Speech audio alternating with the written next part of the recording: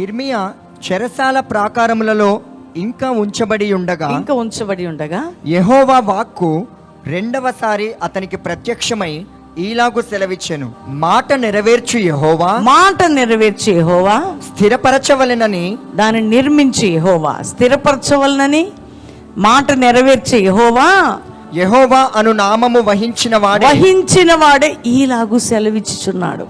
నాకు మొర్రపెట్టుము, నేను నీకు ఉత్తరమిచ్చెదను.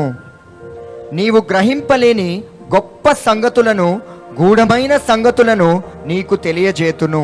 ముట్టడి దిబ్బల దెబ్బకును ఖడ్గమునకును పట్టణములోని ఇండ్లన్నీయు యూదారాజుల నగరులను శిథిలమైపోయెను గదా. వాటిని గూర్చి ఇశ్రాయేలు దేవుడగు యెహోవా సెలవి, నేను దానికి ఆరోగ్యమును స్వస్థతను మరలా రప్పించుచున్నా. దేవుడు నిన్ను పోషిస్తున్నాడు. దేవుడు నీ కుటుంబాన్ని కృప చూపుతున్నాడు. అంతేగాక నువ్వు ఈ ప్రయాసానికి ప్రతిఫలం దేవుడిస్తాడు. కాబట్టి ఉదయకాలం ఒక మంచి తీర్మానం తీసుకోండి. ప్రభువా, నేను నిలబడాలి, అనేకులు నిలబెట్టాలి. అందరు చెప్పండి, నేను నిలబడాలి, అనేకులని నిలబెట్టాలి. నేను స్థిరపడాలి, అనేకులని స్థిరపరచాలా. నీకోసం నేను వాడబడాలా.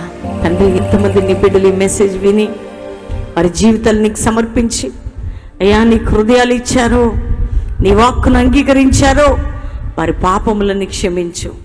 నీ రక్తంలో నీ బిడ్డల్ని కడుగు, వారిని శుద్ధీకరించు ప్రభా. వారి దైవిక కార్యము వారి జీవితాల్లో జరుగునుగా కానీ ప్రకటిస్తున్నాం.